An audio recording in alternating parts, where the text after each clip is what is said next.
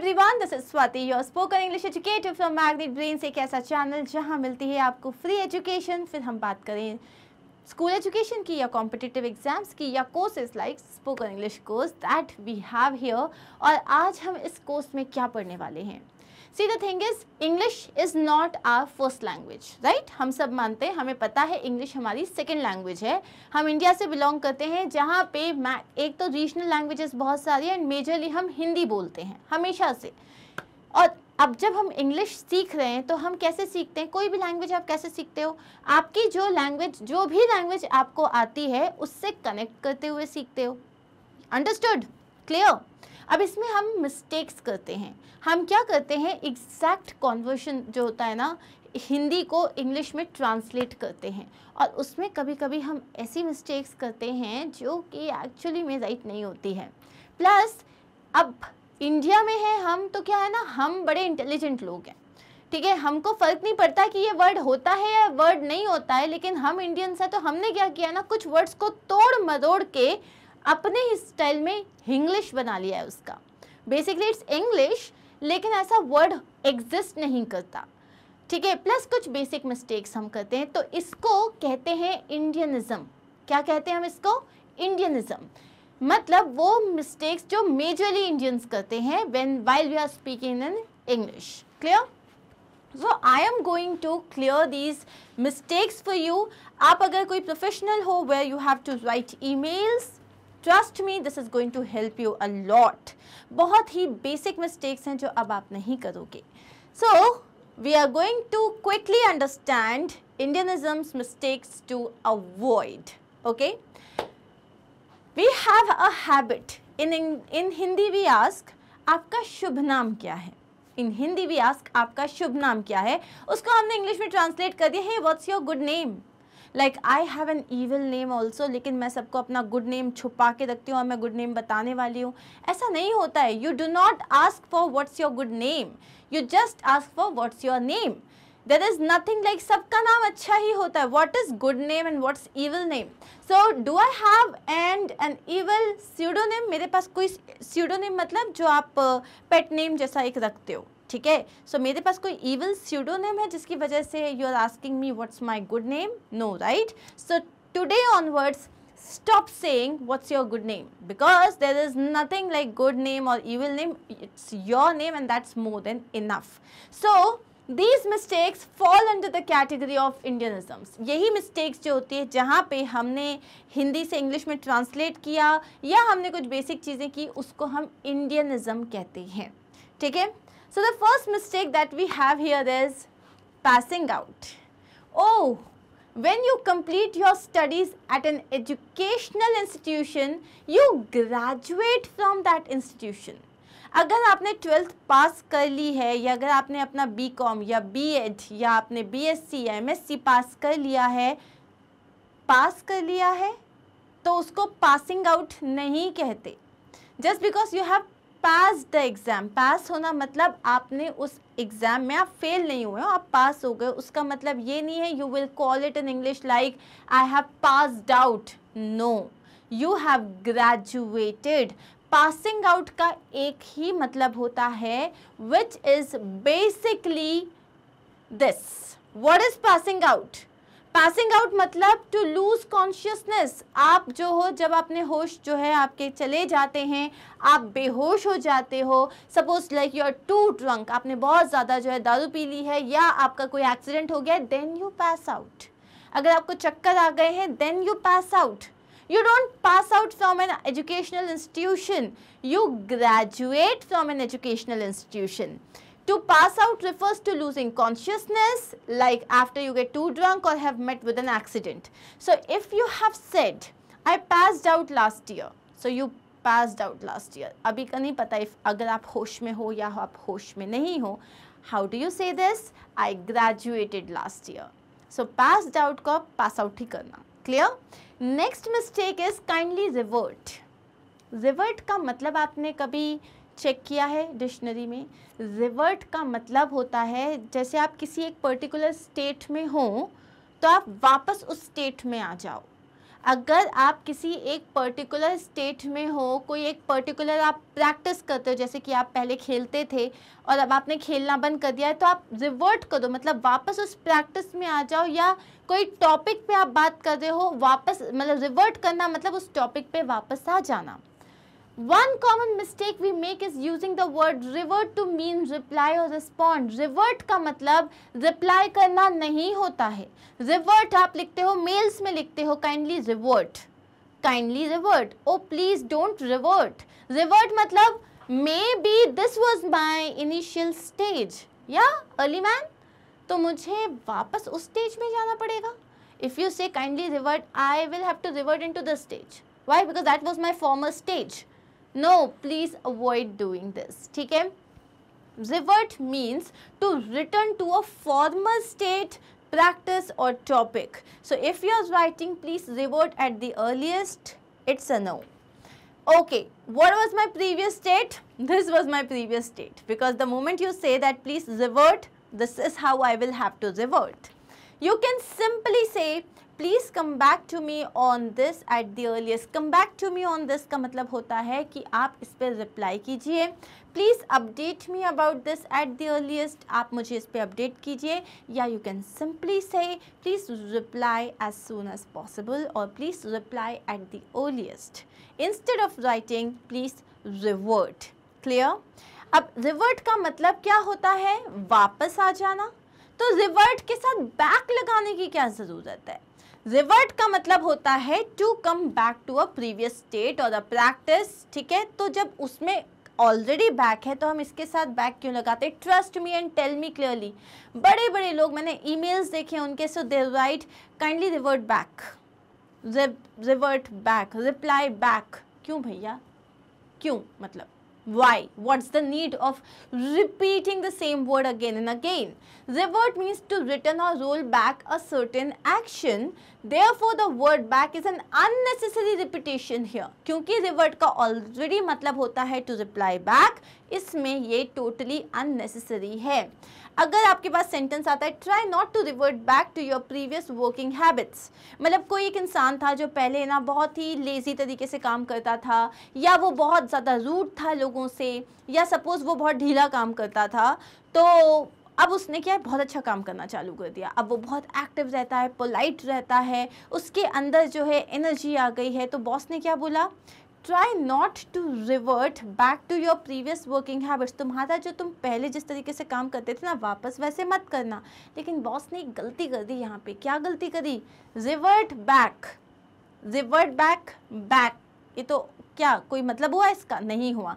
सो आप सिंपली इधर से ये रिमूव कर दोगे and what will you say? Try not to revert to your previous working habits.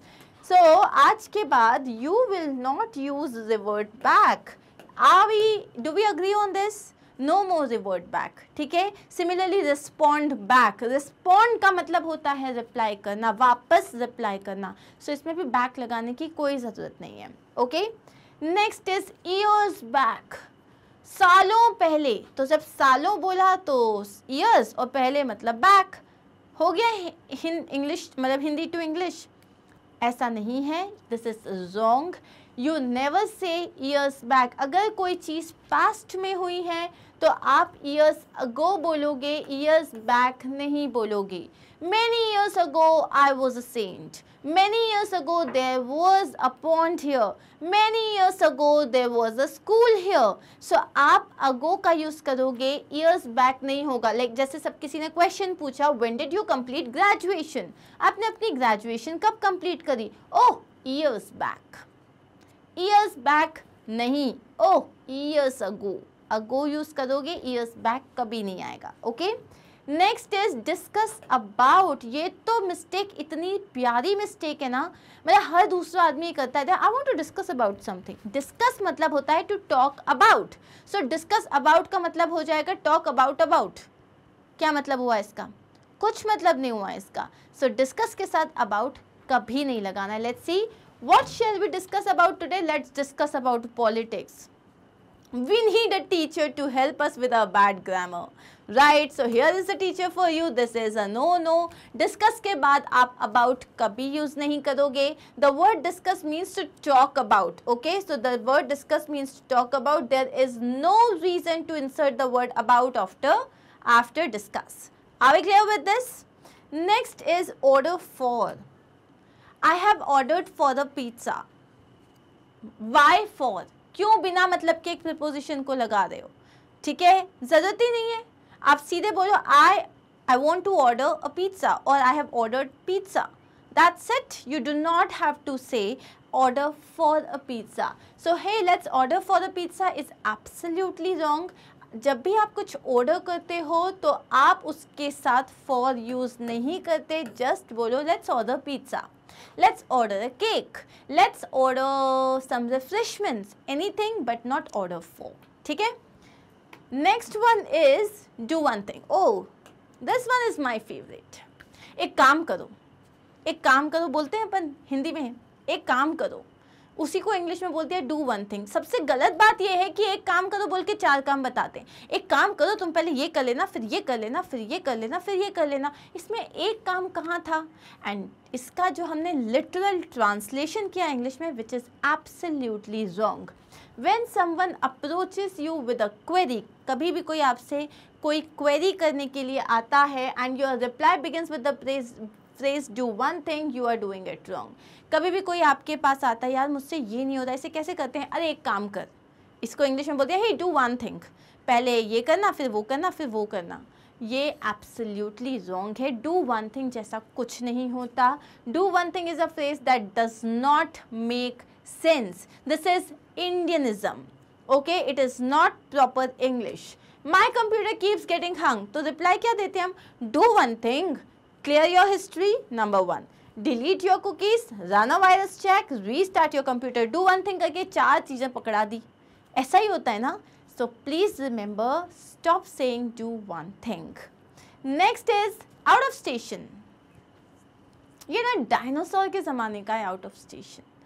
Why? अगर आप शहर से बाहर हैं तो you do not have to say oh actually I cannot pick up your call, you know I'm out of station, or I cannot reply as I'm out of station. Don't say this. क्यों? आप simply बोल दो. Instead use I'm out of town, or I'm not in Mumbai, I'm not in Bhopal, or I'm not here. But out of station is like dinosaur वाले era का है. तो आप उस era में हो, नहीं हो ना? और अगर आप नहीं हो तो please use these options rather than this option. Clear?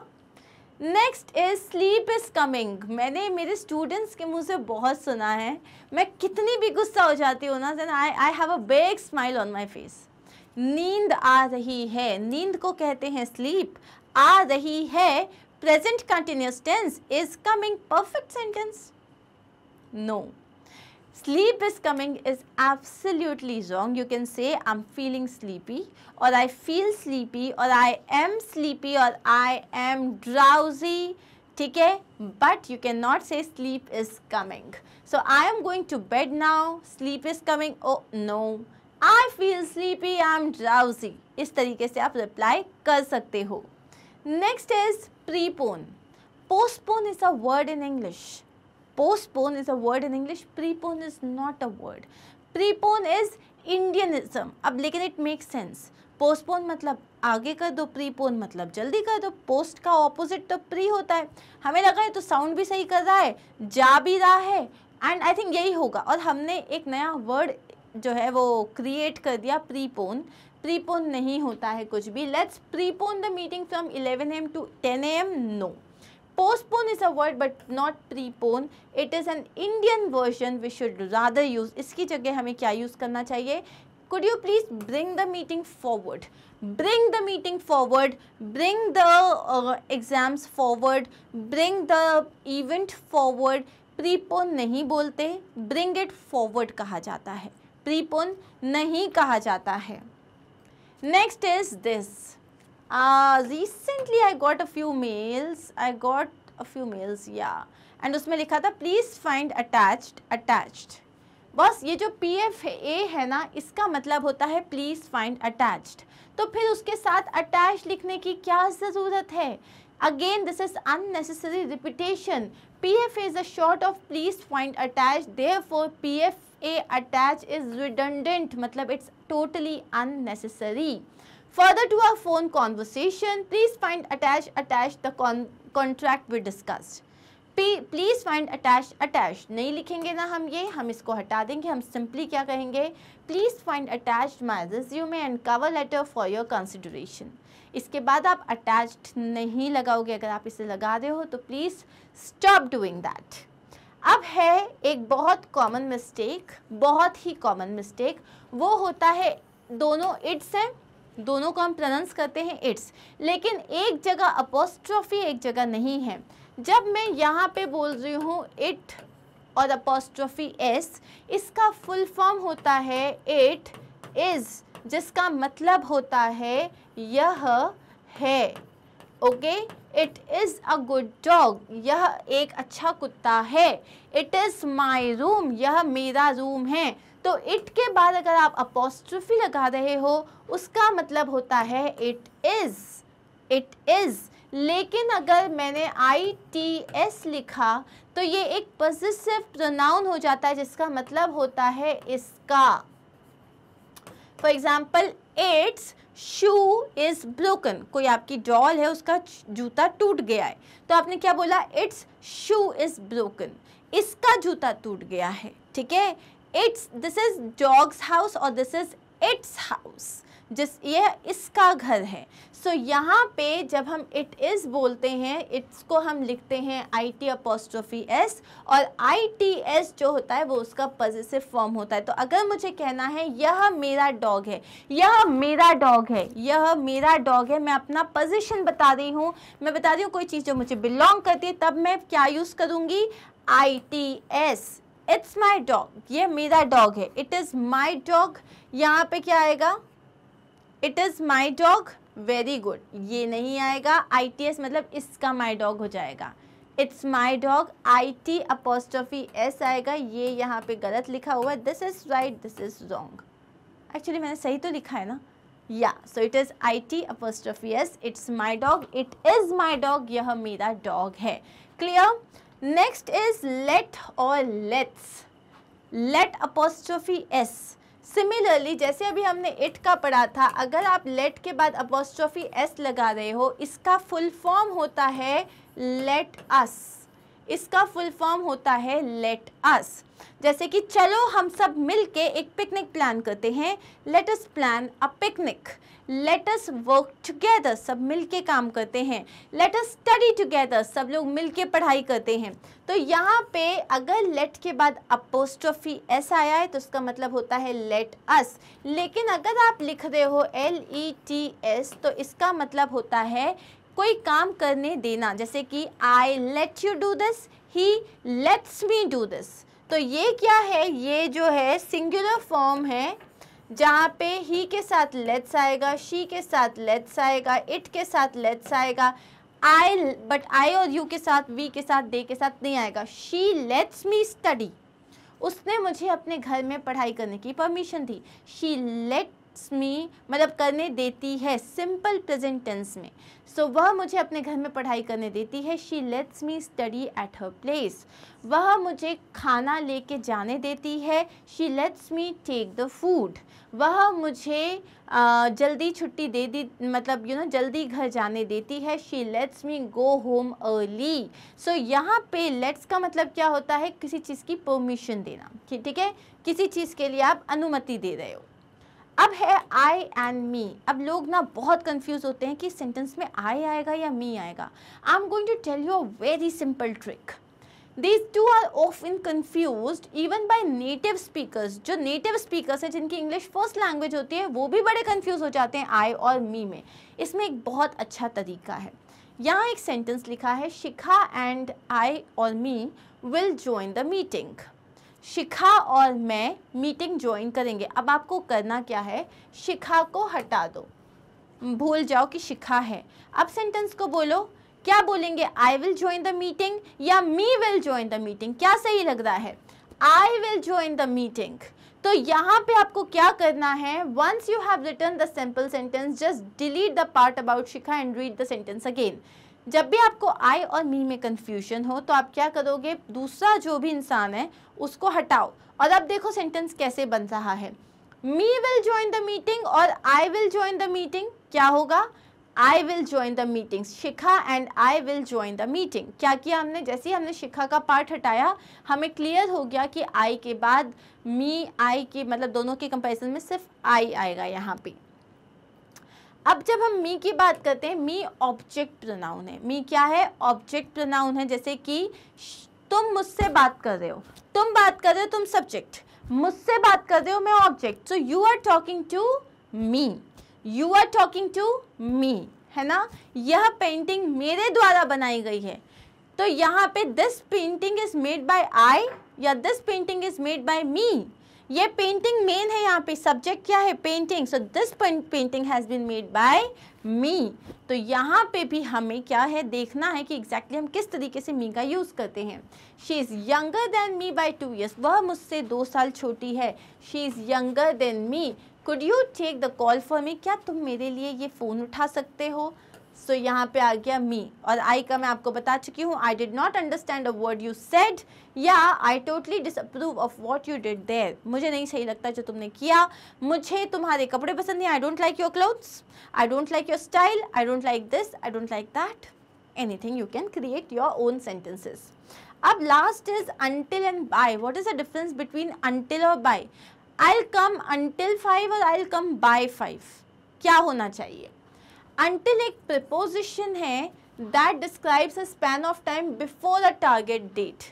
ठीक है, मतलब जैसे कि अगर मैंने बोला कि मुझे ना 7 बजे तक पढ़ाई करनी है या मैंने 7 बजे तक पढ़ाई करी, तो I'll say I studied until 7 o'clock. Until 7 o'clock. यहाँ पे मैं क्या कर रही हूँ, मुझे यहाँ पे ये बोलना है एक बिफोर अ टारगेट डेट, या फिर you know will study until 7, मतलब हम 7 बजे तक पढ़ाई करेंगे, वो मेरे लिए एक डेडलाइन है, इसीलिए मैं अंटिल यूज़ कर रही हूँ। बाय जो है हम कहाँ यूज़ करते हैं, when referring to a deadline and means or before, मतलब मुझे ये काम जो है 2 तारीख तक चाहिए, आई वॉन्टेड बाय 2, अंटिल 2 नहीं बोलेंगे, आई वॉन्टेड बाय 2। जहाँ पे आप यहाँ एक चीज़ देख रहे हो कि आप कोई टारगेट कर रहे हो, जैसे कि I need the report done by 5 PM, मुझे 5 बजे तक ये रिपोर्ट चाहिए, डेडलाइन है हमारे पास, please approve the agenda by 22 December। So यहाँ पे क्या है, अप्रूव करने का एजेंडा है और उसमें यहाँ पे बोला गया है कि आपके पास एक लिमिट है और वो लिमिट क्या है, 22 December। लेकिन अगर मैं अंटिल यूज़ करती हूँ तो है I studied until 7 PM last evening, कल मैंने 7 बजे तक पढ़ाई करी थी। यहाँ कोई डेडलाइन नहीं है, कोई चीज़ हो चुकी है already. The package will not reach here until the end of the week, again यहाँ कोई डेडलाइन नहीं है, बस बोला गया है कि पैकेज जो है वीक के एंड तक नहीं पहुँचेगा। That is it. ये थी कुछ 15 ऐसी मिस्टेक्स जो लोग बहुत ज़्यादा करते हैं।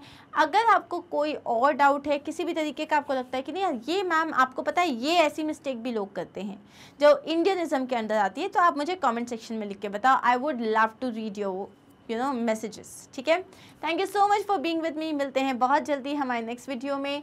ये है हमारी वेबसाइट magnetbrains.com, जहाँ पे आपको होम पेज में मिलेगा स्पोकन इंग्लिश का टैब, आप उस पर क्लिक करोगे, सारे टॉपिक्स जो हैं आपके सामने आ जाएंगे and then you will select the video, then selected topic wise, और उसके बाद उस टॉपिक पे आपका वीडियो इस तरीके से स्टार्ट हो जाएगा।